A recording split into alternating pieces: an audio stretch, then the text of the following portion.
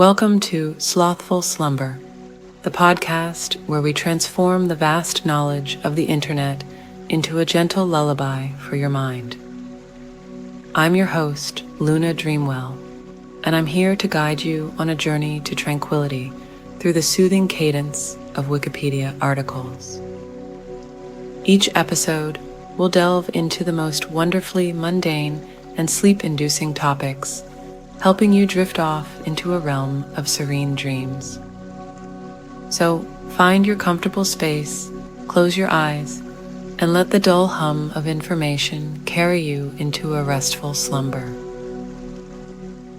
Now, let's embark on tonight's voyage of tranquil learning as we explore a topic so peacefully uneventful, it just might whisk you away to the land of dreams.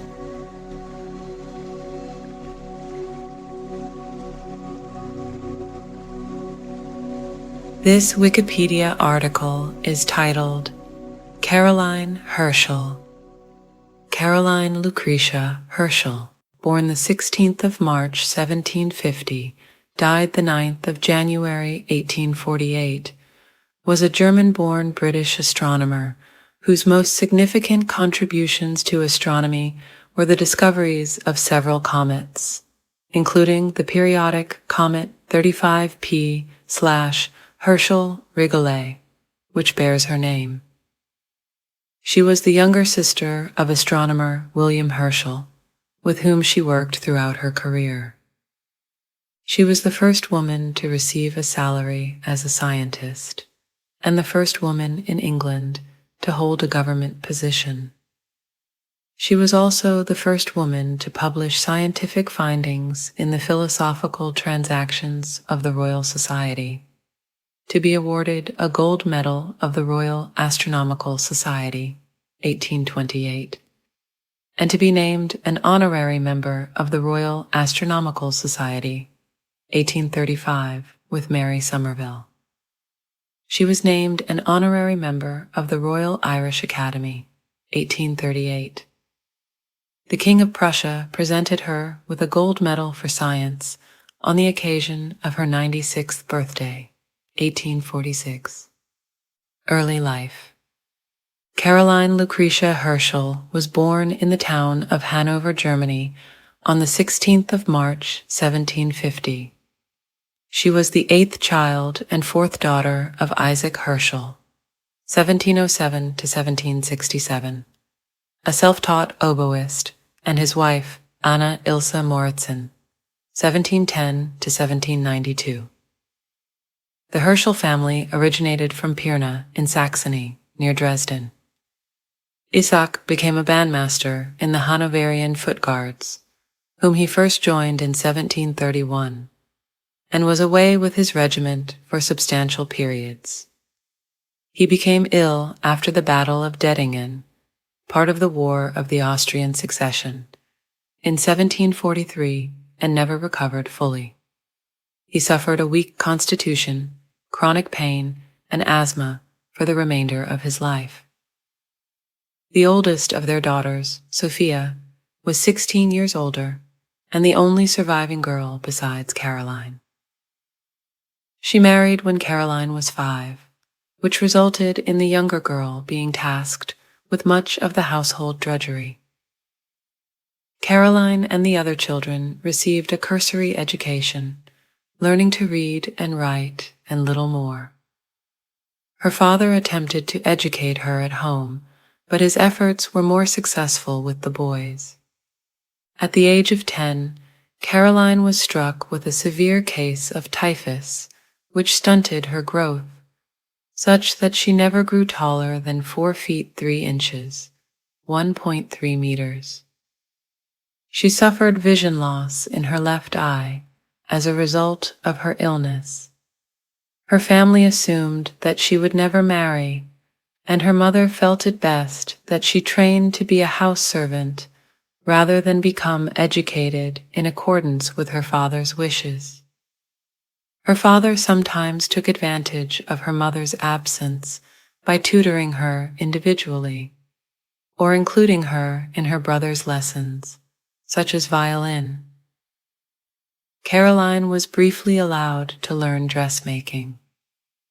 Though she learned to do needlework from a neighbor, her efforts were stymied by long hours of household chores. To prevent her from becoming a governess and earning her independence that way, she was forbidden to learn French or more advanced needlework than what she could pick up from neighbors. Following her father's death, her brothers William and Alexander proposed that she join them in Bath, England, to have a trial period as a singer for musician brother William's church performances. Caroline eventually left Hanover on the 16th of August, 1772, after her brother's intervention with their recalcitrant mother. On the journey to England, she was first introduced to astronomy by way of the constellations and opticians' shops.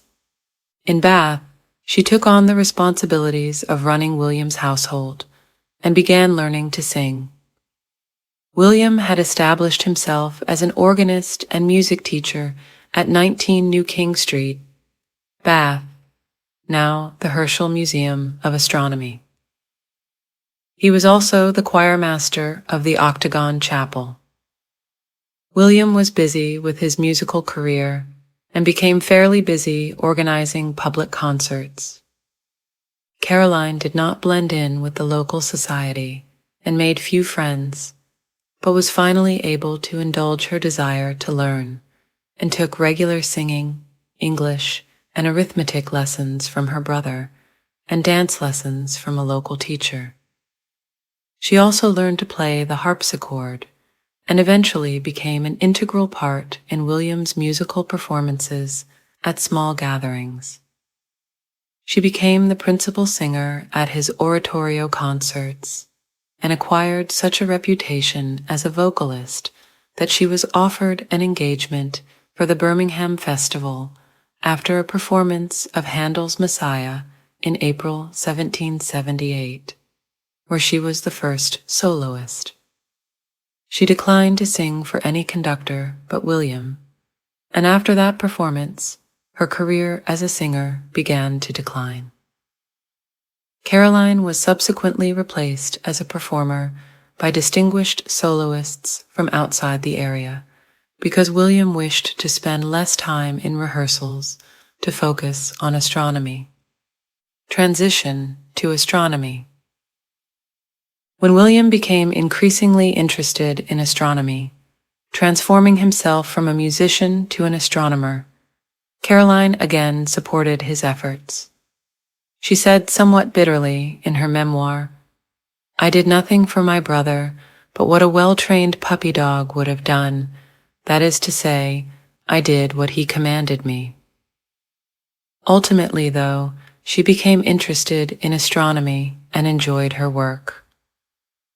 In the 1770s, as William became more interested in astronomy, he started to build his own telescopes from lenses he had ground, unhappy with the quality of lenses he was able to purchase. Caroline would feed him and read to him as he worked, despite her desire to burnish her career as a professional singer. She became a significant astronomer in her own right as a result of her collaboration with him.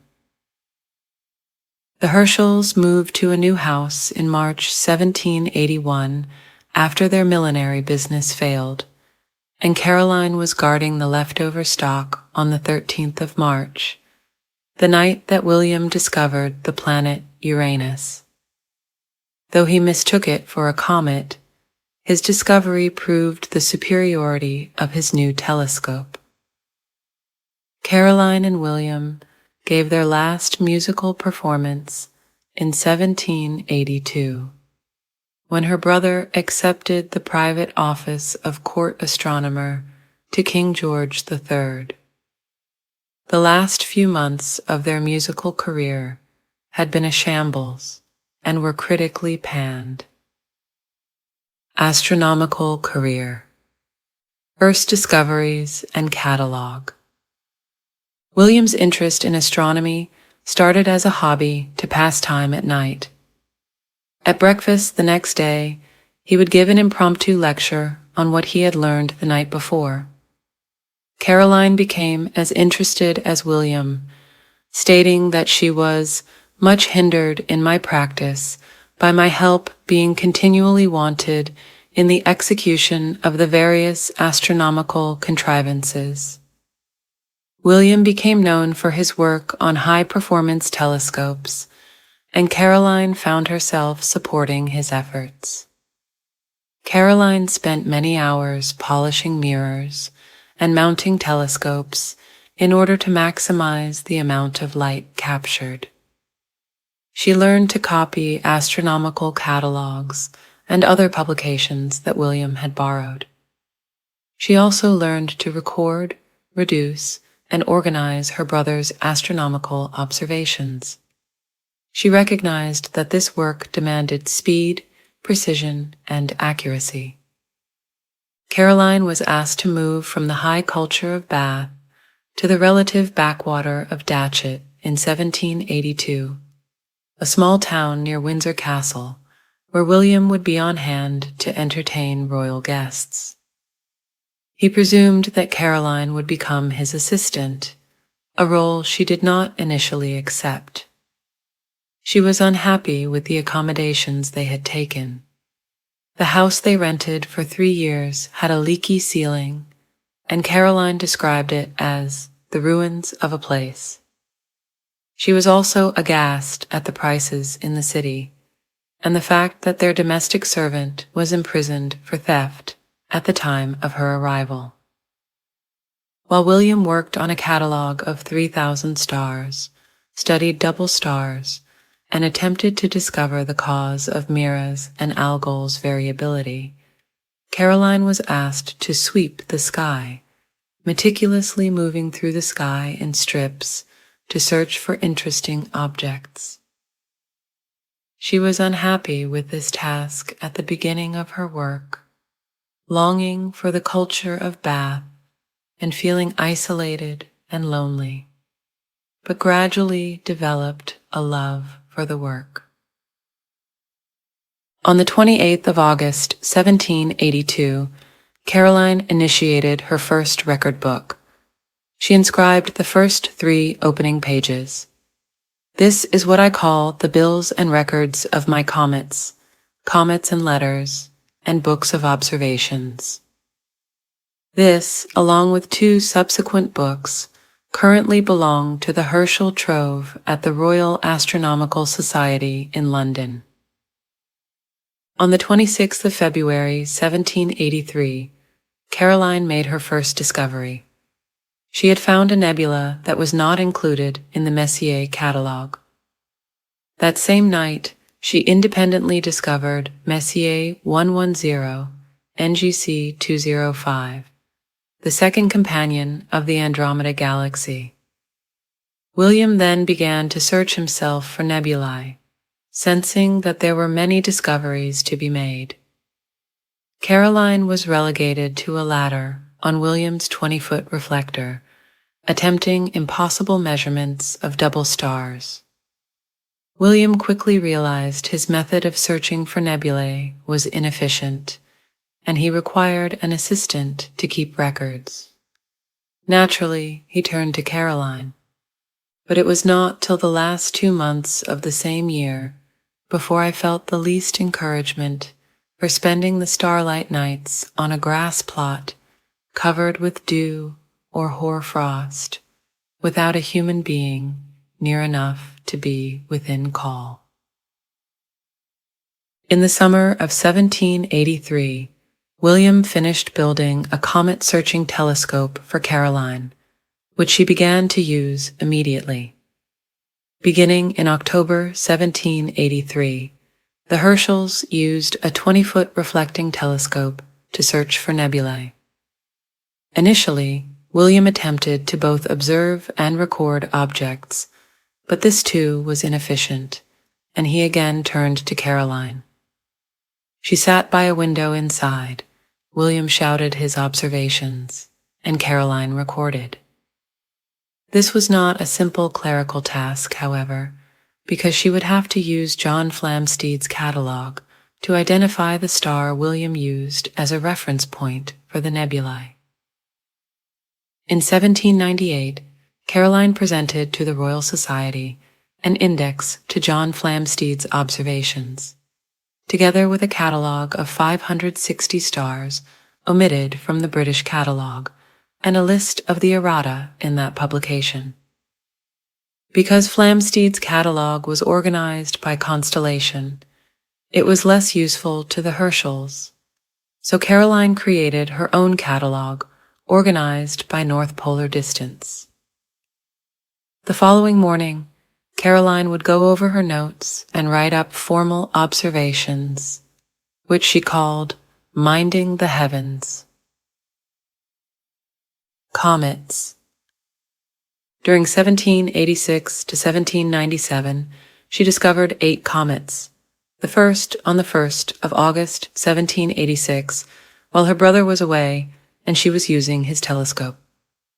She had unquestioned priority as discoverer of 5 of the comets and rediscovered Comet Encke in 1795.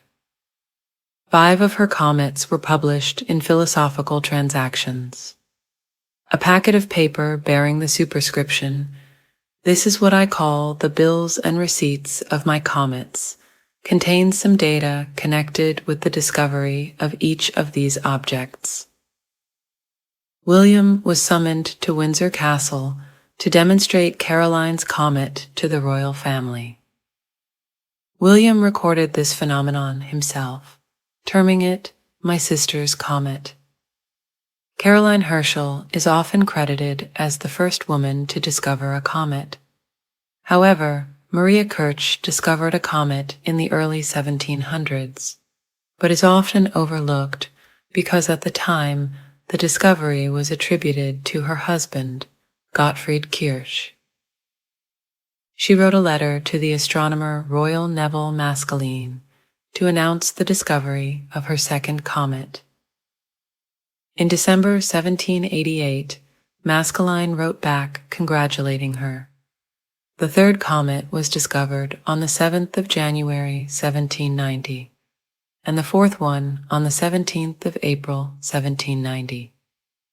She announced both of these to Sir Joseph Banks, and all were discovered with her 1783 telescope. In 1791, Caroline began to use a 9-inch telescope for her comet searching, and discovered 3 more comets with this instrument. Her 5th comet was discovered on the 15th of December, 1791, and the 6th on the 7th of October, 1795. Caroline wrote in her journal during this time, "My brother wrote an account of it to Sir J. Banks, Dr. Maskelyne, and to several astronomical correspondents for the discovery of her 5th comet." 2 years later, her 8th and last comet was discovered on the 6th of August, 1797, the only comet she discovered without optical aid. She announced this discovery by sending a letter to Banks. In 1787, she was granted an annual salary of £50, equivalent to £6,800 in 2024, by George III for her work as William's assistant. Caroline's appointment made her the first woman in England honored with an official government position, and the first woman to be paid for her work in astronomy.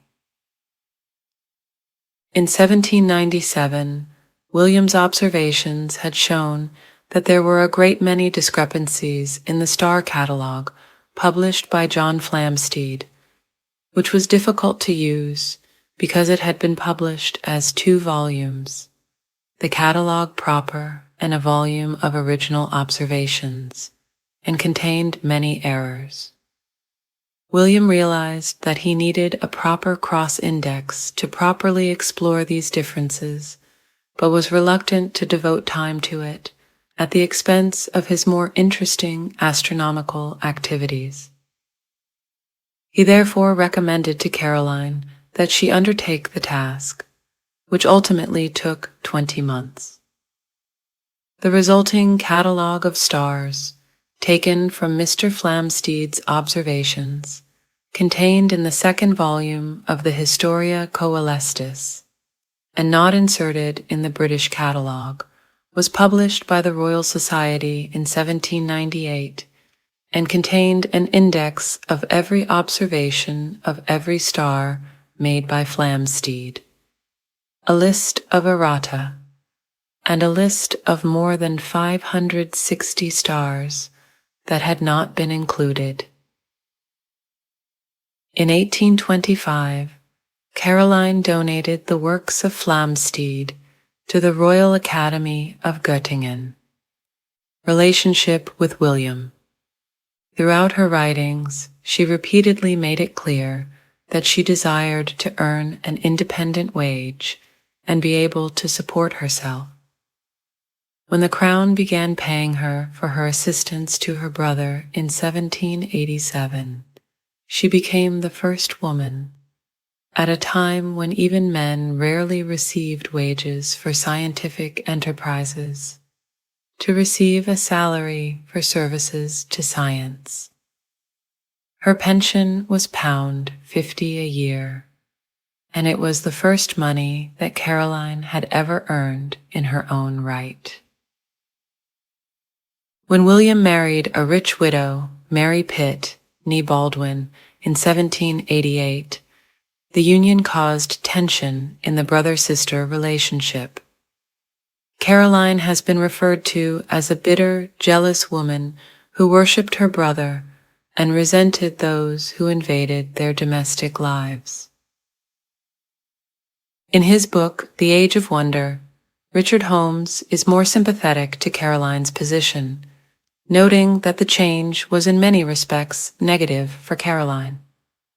With the arrival of William's wife, Caroline lost her managerial and social responsibilities in the household and accompanying status. She also moved from the house to external lodgings, returning daily to work with her brother. She no longer held the keys to the observatory and workroom, where she had done much of her own work.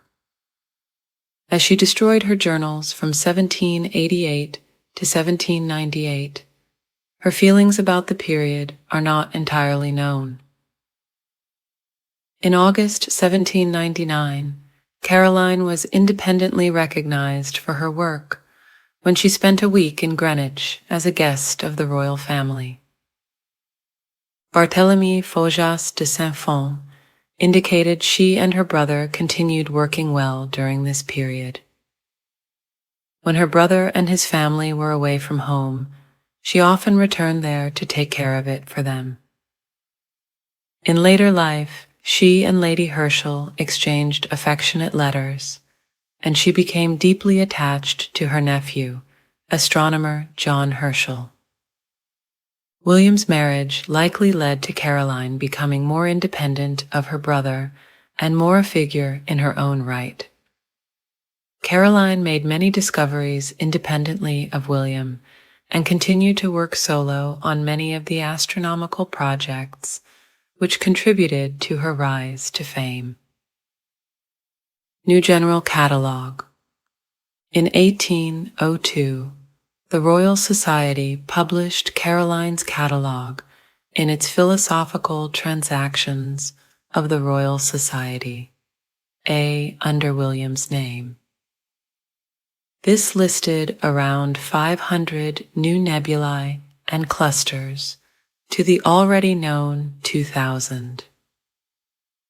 Toward the end of Caroline's life, she arranged 2,500 nebulae and star clusters into zones of similar polar distances so that her nephew, John Herschel, could re-examine them systematically. The list was eventually enlarged and renamed the New General Catalogue. Many non-stellar objects are still identified by their NGC number. Later life and legacy. After her brother died in 1822, Caroline was grief-stricken and moved back to Hanover, Germany, continuing her astronomical studies to verify and confirm William's findings and producing a catalogue of nebulae to assist her nephew John Herschel in his work. Her nephew thought highly of her. In fact, he was quoted in 1832 as saying, "She runs about the town with me and skips up her 2 flights of stairs as wonderfully fresh, at least, as some folks I could name who are not a fourth of her age. In the morning till 11 or 12 she is dull and weary, but as the day advances she gains life and is quite fresh and funny at 10 or 11 p.m. and sings old rhymes, nay, even dances to the great delight of all who see her." John Herschel spent long periods with his aunt during the vacations and was greatly influenced by Caroline. She saw him educated at Cambridge, make a name for himself as a mathematician, become elected to the Royal Society, join his father in research in astronomy, and be awarded the Copley Medal of the Royal Society for his achievements. Caroline continued to assist William with his observations, but her status had greatly improved from the housekeeper she had been in her young days. She was the guest of Maskelyne at the Royal Observatory in 1799, and a guest of members of the royal family at various times in 1816, 1817, and 1818. However, her observations were hampered by the architecture in Hanover, and she spent most of her time working on the catalogue. In 1828, the Royal Astronomical Society presented her with their gold medal for this work. No woman would be awarded it again until Vera Rubin in 1996. Upon William's death, her nephew, John Herschel, took over observing at Slough. Caroline had given him his first introduction into astronomy when she showed him the constellations in Flamsteed's Atlas. Caroline added her final entry to her observing book on the 31st of January, 1824, about the great comet of 1823, which had already been discovered on the 29th of December, 1823. Throughout the twilight of her life, Caroline remained physically active and healthy, and regularly socialized with other scientific luminaries. She spent her last years writing her memoirs and lamenting her body's limitations, which kept her from making any more original discoveries. Caroline Herschel died peacefully in Hanover on the 9th of January, 1848. She is buried at 35 Marienstrasse in Hanover at the cemetery of the Gartengemeinde, next to her parents and with a lock of William's hair. Her tombstone inscription reads, "The eyes of her who is glorified here below turned to the starry heavens." With her brother, she discovered over 2,400 astronomical objects over 20 years. Honors. Herschel was honored by the King of Prussia and the Royal Astronomical Society.